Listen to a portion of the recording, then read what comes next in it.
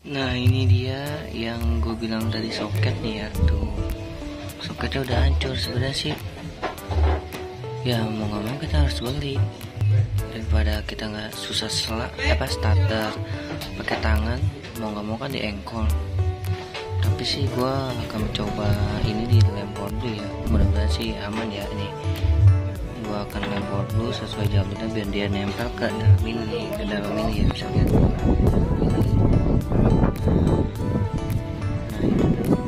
Nah itu tuh makanya gue akan, jadi kalau salah satu ada yang rusak ya jadi starter dan debet ya pasti kemungkinan bisa. Oke, gua akan lempar dulu dan gua akan bersihin dulu sebagian ini ya ininya. Oke. Assalamualaikum warahmatullahi wabarakatuh. Balik lagi dan jumpa lagi bersama saya di Vicky Vlogger Bengkel Abal-Abal. Kali ini motor pribadi gue sendiri sih ya. Ini gue akan ngasih tahu kenapa di Beat ESP ISS nggak bisa starter.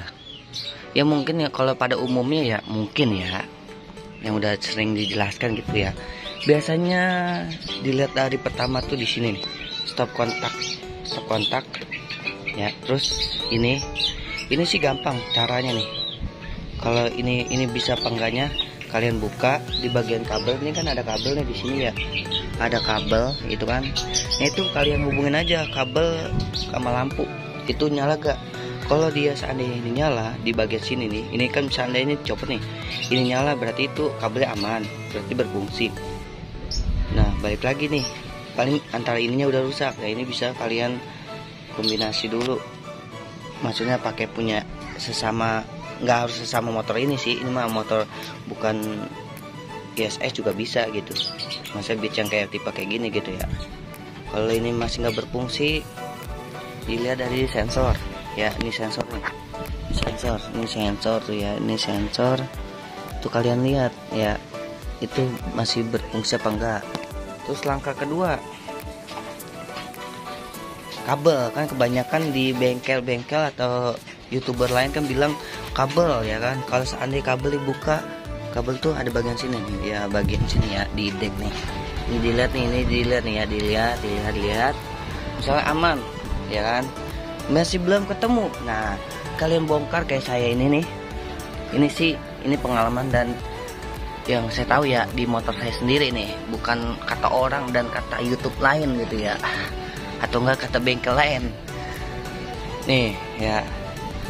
Biasanya kan katanya di reset masih tetap starter nggak bisa. Nah kalian lihat nih, kita lihat nih, kalian lihat kayak punya saya nih, ini kan kebakar tuh, saya lihat sih, kita lihat saya kasih flashnya. Nah ini kan udah pada jelek nih ya. Nah ini besar kemungkinan ini nggak bakal susah starter ya. Mau nggak mau nih kalian nih ya, caranya nih, ini kan kabel ini kan mahal nih ya. Ini biasanya ini kalian gerak-gerak gini nih, pasti ntar dia nyala dah nih. Jadi ini posisi di sini, jadi bakal nyala tuh, bakal starter mau ya kan. Terus lagi nih, misal banyak gejala seandainya, misalnya nih lagi misalnya pas lagi di RPM 40 30 ke 40 atau enggak 60 ke 40 berebet. Nah kalau kata bengkel atau apa ya, YouTuber lain gitu bilangnya nih pasti full pump. Nah daripada kalian beli full pump tuh sekitar 450.000 kurang lebih ya, kalau gue udah sering nanya. Gue nggak tahu kalau harga sekarangnya. Daripada kalian ganti full pump nih, kalian coba full pump punya orang. Kalau saya sih yang udah saya pernah beli nih ya, full pumpnya beli yang bukan merek dari Honda tapi melainkan imitasinya. Ya paling awet apa enggaknya itu tergantung dari imitasi. Itu saya udah ganti segala macam, masih tetap berebut. Oke. Pas ternyata ini sih saya nganalisa sendiri dari motor saya. Ternyata ini semua ngaruh nih, yang ini saya bilang tadi, ini ngaruh nih. Ini ngaruh ya. Saya lihat ini ngaruh. Nih, kenapa motor bisa berebut? Ini itu jalur yang menuju ke penghasil listrik ya, dari tuh yang di situ tuh yang baling-baling tuh. Nah itu ngaruh. Jadi ibaratnya listriknya ngalirnya terputus-putus atau kurang maksimal ke ini, disebutnya kan ini ecu nih ya, ini ecu. Nah ini pembagiannya jadi dia sedikit buat menuju kayak ke injeksi, ke pengapian kayak busi. Nah itu dia, itu yang bikin motor lu berebet ya kan. Misalnya lu udah ganti semuanya tapi masih nggak ketemu solusinya, pakai coba solusi gua. Lu lihat cek ini ya semuanya nih ya, ininya nih ya, bisa dilihat kan ininya. Ini soket ecu nih, ini ada dua. Yang ini yang paling banyak karena dia yang mengalirin semuanya nih, yang ini nih.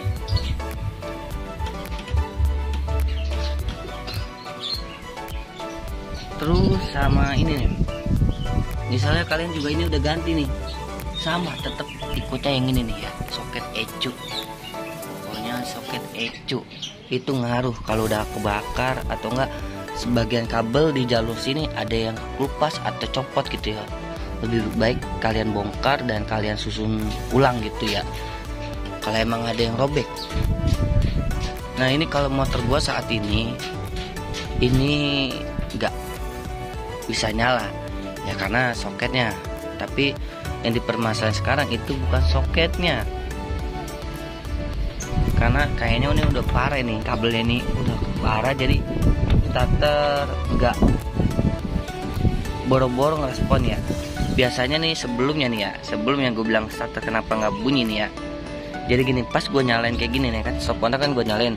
Kan biasa kalau kenapa yang gue bilang tadi soket ini berpengaruh nih. Ini sebelumnya ya, penyakit sebelumnya. Jadi motor gue itu nggak nyala starter, cuma bunyi cetek. Nah ini di sini bunyi cetek tuh di sini. Kenapa bunyi cetek? Karena dia nggak ngerespon ke sini, ke soket. Jadi kayak ada jalur terputus gitu buat ke ecu, soket ecu gitu ya. Nah kalau yang permasalahan sekarang ini motor gua boro-boro bunyi cetek kalau di starter ya, di starter pakai ini, maksudnya bukan engkol ya, tuh di itu tuh nggak ada bunyi, maksudnya nggak ada bunyi cetek, cuman bunyi pertama kali doang nih. Lihat, dengerin ya.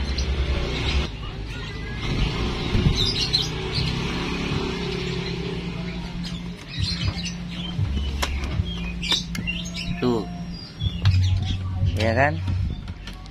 Jadi tadi kan gue udah coba nih ya. Tadi gue pas pertama kan gue tempelin ya kan soketnya lagi nih, gue tempelin soketnya, gue rapin lagi bisa ke tuh. Cuman pas gue mainin kayak gini stang, wah berarti ini udah ngaruh banget nih.